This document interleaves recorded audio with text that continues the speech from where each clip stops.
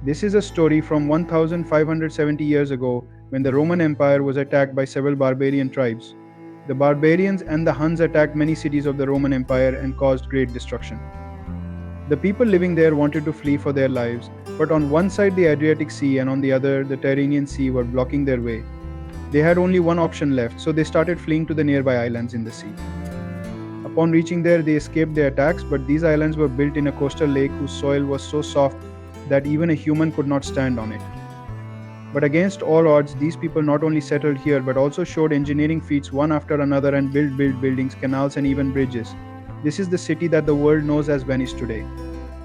Despite the fact that there were no roads, land, or clean drinking water here, the Finns still made it the most powerful city. But how did all this become possible in that small house? Such a big city was built on islands that were impossible to stand on nearly 1,000 years ago. Was once again shown to the viewers in the videos of past empires. The people who initially left the Roman cities and went to these islands had no place to live. The soft mud-like ground on which anything would sink meant that many people suggested going back to the coast, but returning meant death. The barbarians and Huns were some nomadic tribes of northern Europe who took advantage of the weakness of the Roman Empire and attacked here. At that time, the situation was so dire that they had to live on these soft islands. There were more than 150 small marshy islands 5 kilometers from the coast, but they all had the same situation. Meanwhile, one of the refugees was going underground. To save himself, he stuck the tip of his board into the ground, and after going down several feet, it became completely solid right here. They came up with the idea that later became the foundation of the city of Venice. A few kilometers from here, tree trunks were brought from the forests of what is now Croatia and were driven into the marshy islands. After going down about 5 meters, these trunks would go into the hard soil of the earth and form their own grip. They would be driven into each other closely to form a stable platform. After the piles were driven in, their tops were cut and leveled, and wooden planks were laid on top of them so that the entire load could be divided equally among the piles. To raise this foundation above the water level, special limestone blocks were placed, a load of stones was placed on top, and 5-meter long wooden piles were placed below. This simple combination was enough to create a strong foundation. The wooden trunks, which were now underwater, were tightly packed together, and there was no space for air to pass between them. This is why the piles that were driven into Venice about 1,000 years ago were so thick that they could not be used for water. They were gone until today, and they are still in perfect condition, bearing the weight of the city. After laying the foundation, the work of building buildings on top of it began. Initially, the Venetians built wooden houses, but they often caught fire during cooking at soggy. Later, bricks were also used. To keep the buildings light, houses were not made larger than 3 stories. A special mortar made of limestone powder was applied between the bricks so that the walls remained flexible as well as strong. The floors and interior walls were made of wooden planks, which were held in place by inserting iron rods from the outside. This idea became quite popular among the Venetians, and soon the islands were filled with houses in the same way. Normally, cities expand outwards, but Venice began to expand inwards. Earlier, it used to be that boats were the only means of getting from one island to another. But later, when the population started increasing, the islands started getting closer and closer, and now the islands could be crossed even by sitting on horses in low water between them. Now, the biggest need in the city of Venice was to connect these islands in bridges.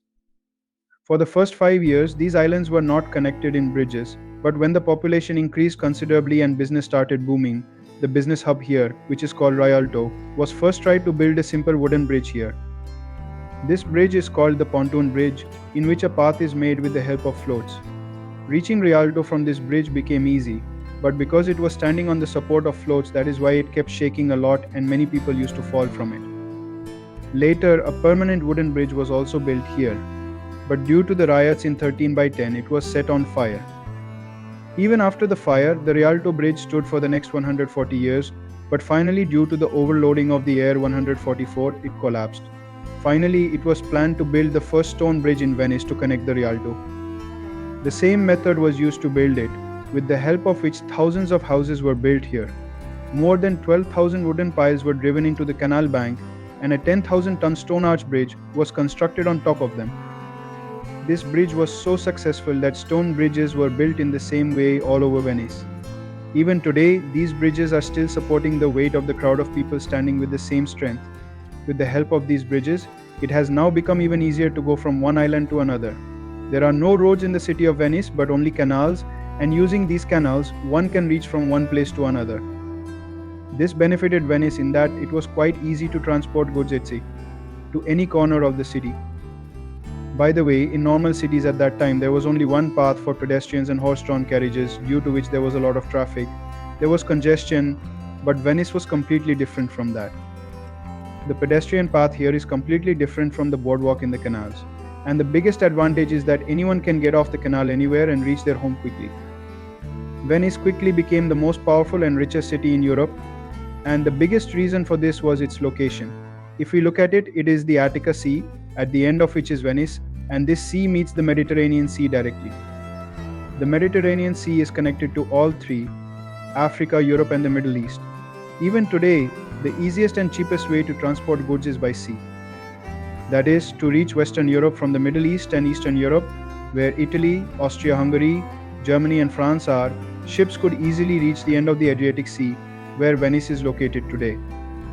Of course, East Europe is connected to the west by land, but because at that time the only means of transport were ships, all goods were sent from the Black Sea to the Mediterranean, and then to the Adriatic Sea in ships. And because the cargo ships were more expensive here, cheap cargo ships were also available from Venice to send goods from Western Europe to Eastern Europe, because they had to return empty. Due to business activity, the Venetians became quite wealthy. Seeing this, people from nearby countries also started settling in Venice, and soon the population of the place increased considerably. Now the demand for drinking water in Venice has increased to an extreme extent. Of course, Venice is surrounded by water on all sides, but this is salt water from the sea, which cannot be drunk.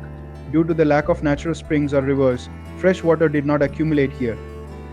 Drinking water in Venice was brought from the mainland in drums loaded on boats, but when the population here reached 170,000, there was a shortage of water. At this point, the Venetian engineers needed to think again. Something had to be done to provide drinking water to the growing population of Venice, otherwise the business here could also be affected. In Venice itself, there were some parts of the islands where construction had not taken place. On these islands, deep pits were dug to collect rainwater, and their walls were made waterproof with mud and mud. If you think that rainwater would be stored directly in these deep pits, it is not so. Rather, the Venetians' thinking was more advanced than that. Wells were made in these pits, sand and stones were poured around them, and tiles were placed on top of them to make them a plain surface. Some holes were left on the surface through which rainwater could enter. This water was, and when it was collected in the well through the stone, it also became a filter. This is the natural process of water filtration. When rainwater comes down from the mountains in the form of springs, it passes through the stones and minerals and becomes completely clean and drinkable. This filter system of the Venetians worked on this basis, but the question is how much rainwater will be collected in such a small area. For this, pipes were installed on the roofs of the houses near it, which started the work of pouring rainwater directly into this filter. The surface area was also increased for the collection of such water. Soon, more than 600 small and large filter wells were installed in Venice. 10 to 12 houses started sharing the same filter well. The Venetians once again created a masterpiece to save their city, but there was still a big problem in Venice: sewerage. Normally, underground sewage lines are laid in cities that take waste away from the city, but in Venice there is no ground. Where will the sewer lines be laid? Until now, people in Venice used to throw waste into the canals, but those whose houses did not have a canal directly in front of them used to throw their waste on the pathways. Due to this, these pathways were often filled with bad odors. In the 16th century, Venetians built drains from their homes for waste collection, with the help of which the waste went straight into the canals. These drains were placed above the normal level of the canal, due to which the liquid waste from the drains fell into the canals at the same time, but the solid waste remained in the drain. Then, during high tides, when the level of the canals rose, the water would pull the solid waste inside the canals into the canals. The sea would rise twice a day, and the canals would clean themselves twice a day. Due to high tides and low tides, sea water would enter the canals of Venice twice a day and replace the polluted water. In this way, not only the drains of houses but also the canals of Venice would remain clean. And because it is salt water that also acts as a disinfectant, the same sewage system is still working in Venice today. Amazingly, the engineering that helped Venice to be built 1,000 years ago is still working today. Building foundations, canals, bridges, and sewage systems. Let us tell you that Venice is slowly sinking into the ground. This is a natural process due to which this city is sinking 1 to 2 millimeters every year. This is the only city in the world where there are neither cars or motorbikes here every year. There is a flood called aqua inversion.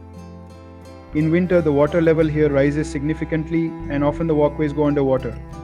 Every year, 6 million people visit Venice, but right now the local population here is less than 50,000. I hope you will like and share this video of past empires. Thank you very much for your loving comments. I will see you in the next wonderful video.